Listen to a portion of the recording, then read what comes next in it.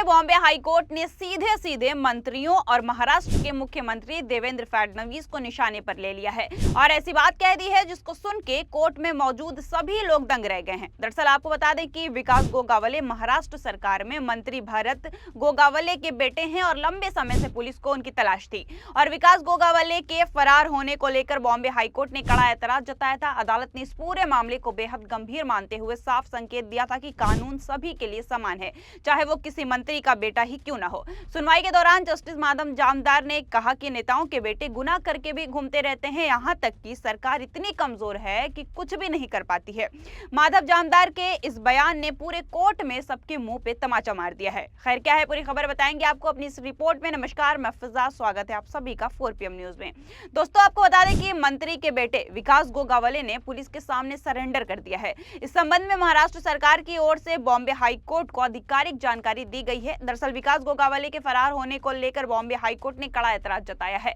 अदालत ने इस पूरे मामले को बेहद गंभीर मानते हुए साफ संकेत दिया था कि कानून सभी के लिए समान है, चाहे वो किसी मंत्री का बेटा ही क्यों ना हो। जमानत याचिका पर सुनवाई के दौरान हाईकोर्ट ने साफ शब्दों में कहा था कि पहले आरोपी को पुलिस के सामने सरेंडर करना होगा, उसके बाद ही किसी तरह की राहत पर विचार किया जाएगा। साथ ही बॉम्बे हाईकोर्ट ने सुनवाई के दौरान राज्य सरकार और प्रशासन की भूमिका पर भी सवाल उठाए थे। जस्टिस माधव जामदार ने कड़ी टिप्पणी करते हुए यहां तक कह दिया कि क्या महाराष्ट्र के मुख्यमंत्री इतने बेबस हैं कि वो अपने ही मंत्री से ये नहीं कह सकते कि उनका बेटा कानून का सामना करे। अदालत की इस टिप्पणी के बाद सरकार और पुलिस प्रशासन पर दबाव और बढ़ता गया है।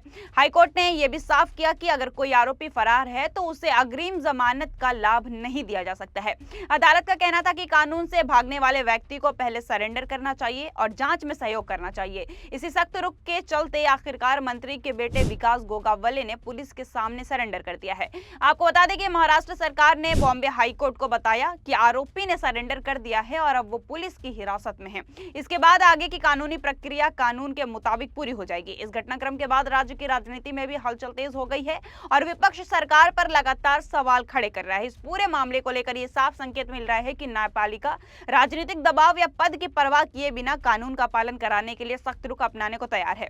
आज सत्ता की आंखों में आंखें डालकर पत्रकारिता करना मुश्किल हो गया है। हम पर मुकदमे से लेकर चैनल को बंद करने तक का दबाव बनाया जा रहा है।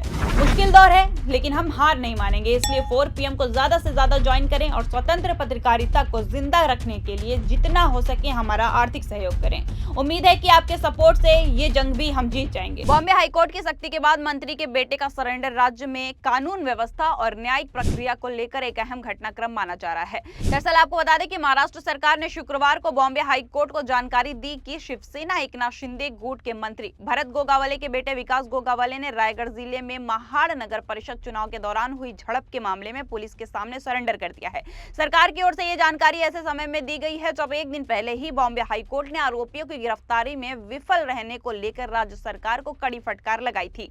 विकास गोगावले ने हाईकोर्ट की सख्त टिप्पणियों के ठीक अगले ही दिन सरेंडर किया। अदालत ने सुनवाई के दौरान यह सवाल भी उठाया था कि क्या महाराष्ट्र में वास्तव में कानून का राज कायम है। कोर्ट की इन टिप्पणियों के बाद राज्य सरकार और पुलिस प्रशासन का भारी दबाव बन गया था। इस मामले की सुनवाई के दौरान एडवोकेट जनरल मिलीड साठे ने जस्टिस माधव जामदार को बताया कि विकास गोगावले, उनके चचेरे भाई महेश गोगावले समेत इस मामले में नामजद सभी आरोपियों ने शुक्रवार सुबह रायगढ़ जिले के महाड़ पुलिस स्टेशन में सरेंडर कर दिया है। दरअसल ये पूरा मामला 2 दिसंबर 2025 का है। रायगढ़ जिले में महाड़ नगर परिषद चुनाव के दौरान शिवसेना एकनाथ शिंदे गुट और एनसीपी अजीत पवार गुट के समर्थकों के बीच हिंसक झड़प हो गई थी। इस झड़प के बाद दोनों पक्षों की ओर से एक दूसरे के खिलाफ क्रॉस FIR दर्ज की गई थी। आरोप है कि इस दौरान चुनावी माहौल में तनाव बढ़ गया था और कानून व्यवस्था की स्थिति बिगड़ गई थी। हाईकोर्ट ने इस मामले में यह भी साफ किया था कि अगर आरोपी फरार है तो उन्हें अग्रिम जमानत का लाभ नहीं दिया जा सकता है। अदालत ने राज्य सरकार से यह सवाल किया था कि जब आरोपियों के नाम FIR में दर्ज हैं तो अब तक उनकी गिरफ्तारी क्यों नहीं हुई है। इसी संदर्भ में जस्टिस माधव जामदार ने सख्त टिप्पणी करते हुए यहां तक कह दिया था कि क्या मुख्यमंत्री अपने मंत्रियों को भी कानून का पालन करने के लिए नहीं कह सकते हैं। हाईकोर्ट की सख्ती के बाद अब मंत्री के बेटे विकास गोगावले और अन्य आरोपियों का सरेंडर राज्य की राजनीति और प्रशासनिक व्यवस्था के लिहाज से अहम माना जा रहा है। इस घटनाक्रम के बाद विपक्ष ने भी सरकार पर सवाल खड़े किए और कानून के समान रूप से लागू होने की मांग की है। फिलहाल आरोपियों के सरेंडर के बाद मामले की आगे की जांच जारी है और अब इस पूरे पर अदालत, अगला रुख और पुलिस की कार्रवाई पर भी सबकी नजर टिकी हुई है। महाराष्ट्र सरकार द्वारा मंत्री के बेटे विकास गोगावले के सरेंडर की जानकारी दिए जाने के साथ ही बॉम्बे हाई कोर्ट ने इस मामले में दूसरे पक्ष से जुड़े आरोपियों को लेकर भी सख्त रुख अपनाया है। कोर्ट ने पूर्व विधायक मानिक जगपात के बेटे और एनसीपी अजित पवार गुट के नेता श्रेयांश जगपात की अग्रिम जमानत याचिका पर भी सुनवाई की और साफ संकेत दिए कि इस मामले में किसी को भी विशेष राहत नहीं दी जाएगी। सुनवाई के दौरान जस्टिस माधव जामदार ने कहा कि अपराध गंभीर प्रकृति का है, ऐसे मामलों में अग्रिम जमानत देने का सवाल ही नहीं उठता है। कोर्ट ने साफ तौर पर कहा कि कानून सभी के लिए बराबर है, चाहे आरोपी किसी मंत्री या पूर्व विधायक का बेटा ही क्यों न हो। अदालत की इन टिप्पणियों से यह साफ हो गया है कि श्रेयांश जगपात को भी अग्रिम जमानत मिलने की संभावना नहीं है। आपको बता दें कि कोर्ट का रुख देखते हुए श्रेयांश जगपात ने शुक्रवार को अपनी अग्रिम जमानत याचिका वापस ले ली है। इसके बाद जस्टिस जामदार ने सख्त रूप अपनाते हुए कहा कि अब पुलिस को श्रेयांश जगपात को भी गिरफ्तार करना होगा। उन्होंने कहा कि इसमें फर्क सिर्फ इतना है कि एक पूर्व मंत्री का बेटा है, लेकिन कानून के सामने ये कोई विशेष अधिकार नहीं हो सकता है। पहली एफआईआर में शिवसेना मंत्री भरत गोगावले के बेटे विकास गोगावले, उनके चचेरे भाई महेश गोगावले जो मंत्री के भतीजे हैं और उनके समर्थकों के नाम शामिल हैं। वहीं दूसरी एफआईआर में एनसीपी अजित पवार गुट के नेता पूर्व विधायक मानिक जगपात के बेटे श्रेयांश जगपात और उनके समूह के अन्य सदस्यों को आरोपी बनाया गया है। कोर्ट ने यह भी साफ किया है कि मामले में दोनों पक्षों पर समान रूप से कानून लागू होगा और किसी भी राजनीतिक पहचान या प्रभाव को आधार बनाकर राहत नहीं दी जा सकती है। अदालत की सख्ती के बाद यह मामला अब सिर्फ राजनीतिक विवाद नहीं रह गया, बल्कि कानून के राज्य और निष्पक्ष कार्रवाई की परीक्षा बन चुका है। फिलहाल सभी आरोपियों के सरेंडर और अग्रिम जमानत याचिकाओं पर अदालत के रुख के बाद अब गेंद पुलिस के पाले में है। आने वाले दिनों में पुलिस की गिरफ्तारी और आगे की जांच पर सबकी नजर टिकी हुई है। वहीं यह मामला महाराष्ट्र की राजनीति में भी लगातार चर्चा का विषय बना हुआ है। अब इस पूरे मामले के सामने आने के बाद लोगों के मन में ये सवाल उठ रहा है कि आखिर विकास गोगावले कौन है और उनकी राजनीतिक बैकग्राउंड क्या है। आइए जानते हैं विकास गोगावले के बारे में विस्तार से। विकास गोगावले शिवसेना एकनाथ शिंदे गुट के वरिष्ठ नेता और महाराष्ट्र सरकार में मंत्री भरत गोगावले के बेटे हैं। उनका परिवार रायगढ़ जिले की राजनीति में लंबे समय से प्रभावशाली माना जाता था।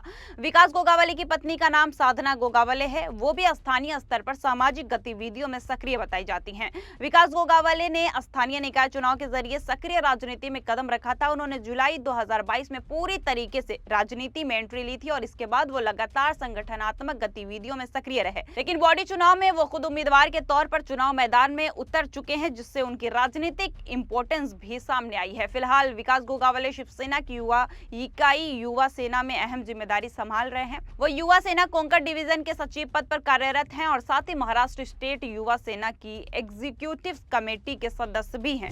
पार्टी संगठन में उनकी भूमिका को देखते हुए उन्हें एक उभरता हुआ युवा चेहरा माना जाता है। विकास गोगावले के पिता भरत गोगावले रायगढ़ जिले की महाड़ विधानसभा सीट से 4 बार विधायक भी रह चुके हैं।